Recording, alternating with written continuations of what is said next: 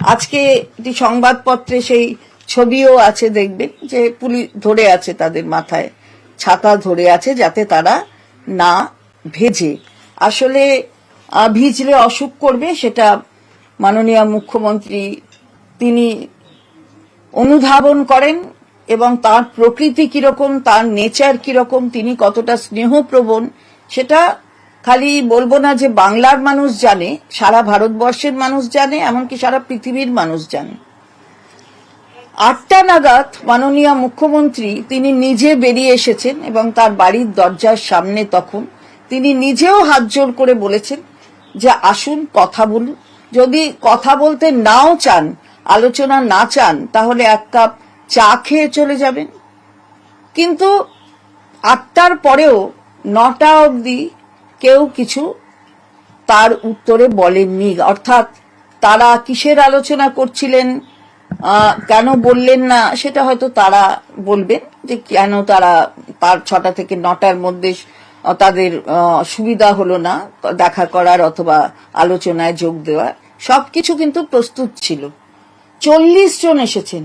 মাননীয় মুখ্যমন্ত্রী নিজেই বলেছেন যে একটা বাড়িতে 40 জন আসা এতটা জায়গা থাকে না, কিন্তু তা সত্ত্বেও ছোট এরা, সুতরাং তাদের কথাকে যথেষ্ট গুরুত্ব দিয়ে মাননীয় মুখ্যমন্ত্রী তাদের 40 জনকেই আসার কথা নির্দেশ দিয়েছিলেন এবং অনুমতি দিয়েছিলেন। কিন্তু দেখা গেল যে তারা 9টা অবধি কিছু বললেন না।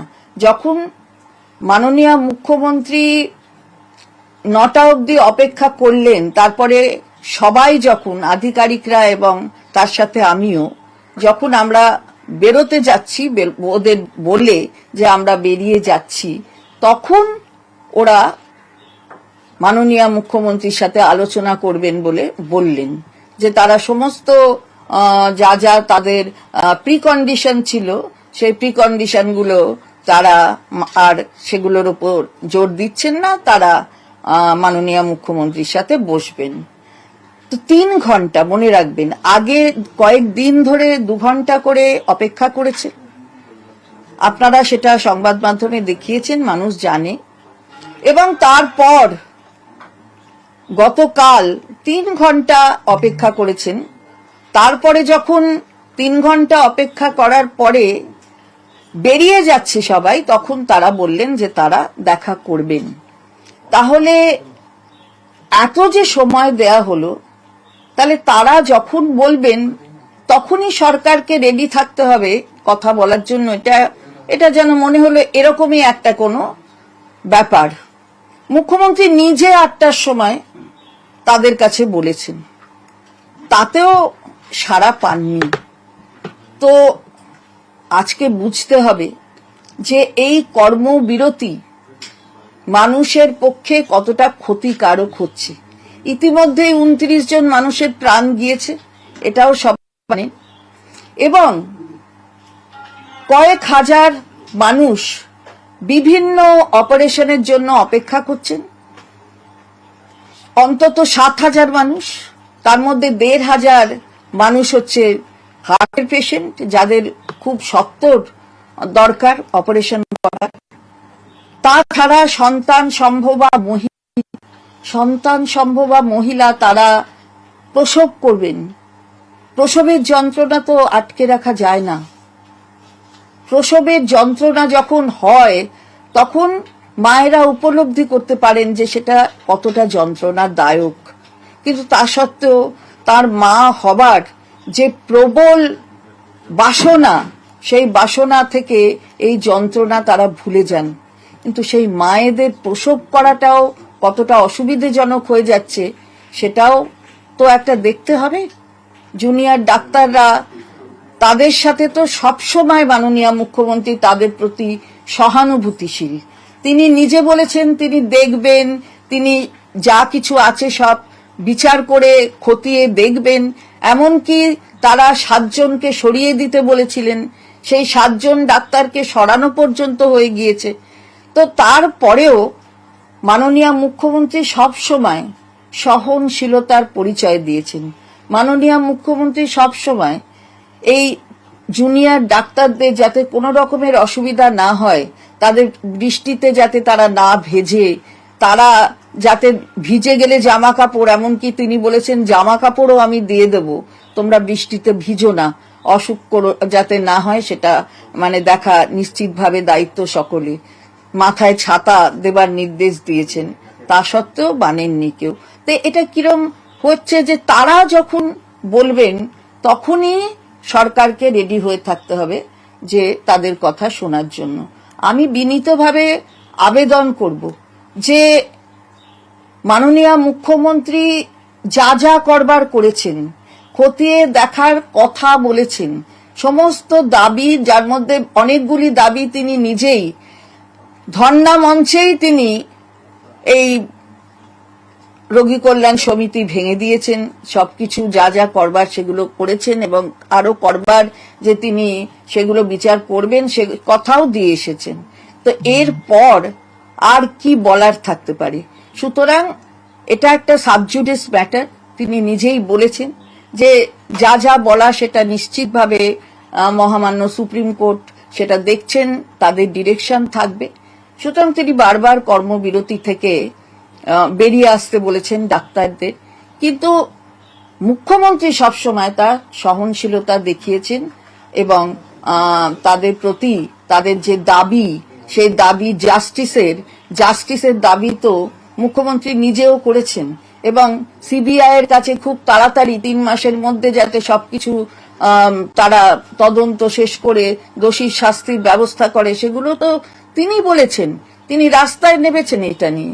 জাস্টিস তো সবাই চায়, কিন্তু মানুষ, সাধারণ মানুষ নিশ্চিতভাবে তাদের আবেগ, সেই আবেগকে শ্রদ্ধা সবাই জানায় এবং তারা এই মেয়েটি জাস্টিস পাক এ বিষয়ে কোনো সন্দেহ থাকতে পারে না।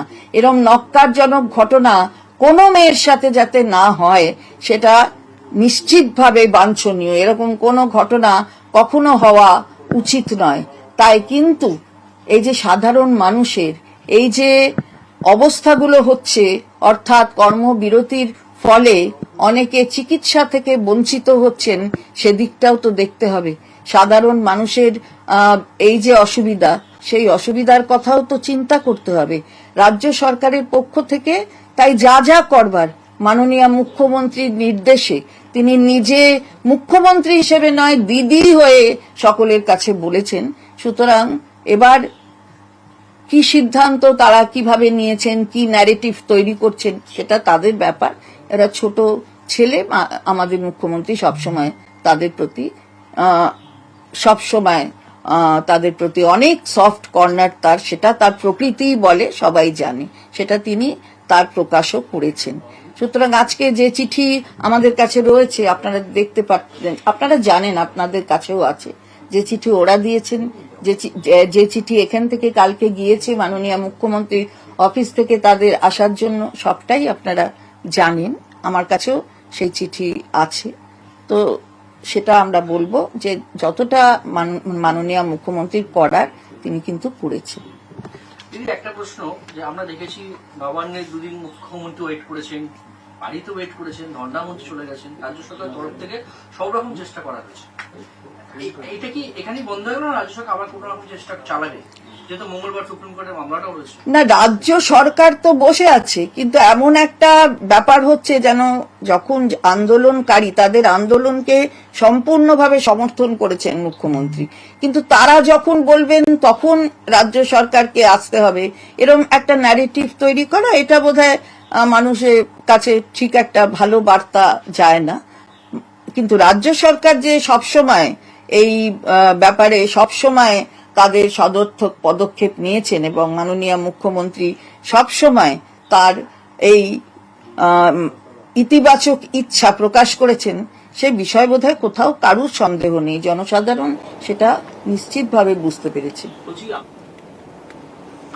স্বাস্থ্য প্রতিমন্ত্রী চন্দ্রিমা ভট্টাচার্য তিনি সাংবাদিকদের মুখোমুখি হয়েছিলেন এবং আমরা জানি গতকাল রাতে কালীঘাটে যে বৈঠকের জন্য গিয়েছিলেন জুনিয়র চিকিৎসকদের প্রতিনিধি দল, যে বৈঠক আবারও একবার নিষ্ফলা হয়ে যায়।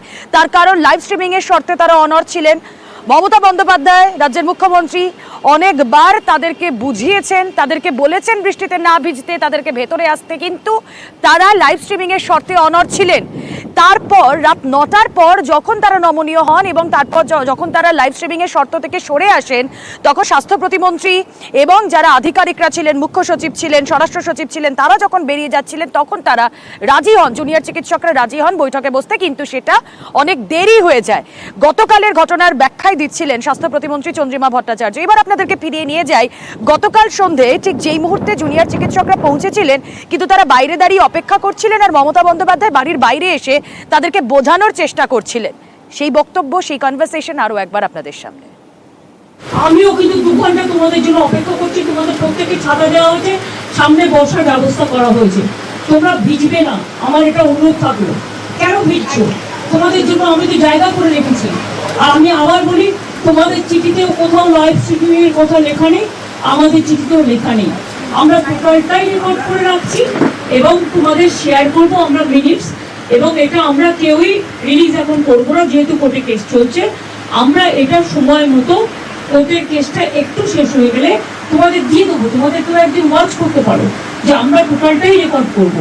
নিশ্চিন্তে থাকো, এইটুকু আমার প্রতি ভরসা রাখতে পারো। তোমাদের মিসলিড করবো না, তোমাদের কোনোই করবো না। তোমরা কেন ভিড়বে? আমি 2 ঘন্টা তোমাদের জন্য দাঁড়িয়ে আমিও ভিড়ছি। আমার চিফ সেক্রেটারি, আমার ডিজি পুলিশ, আমার আইবি হেড, আমার হোম সেক্রেটারি নন্দিনী, আমরা সবাই ওয়েট করছি। তোমাদের সকলকে ছাতা দিয়েছে এই কারণে যে তোমরা যাতে না ভেজো, এবং তোমাদের বসবার জন্য পাশে অ্যারেঞ্জমেন্ট করা আছে। তোমরা অন্তত মিটিং না করে একটা চা খেয়ে যাও।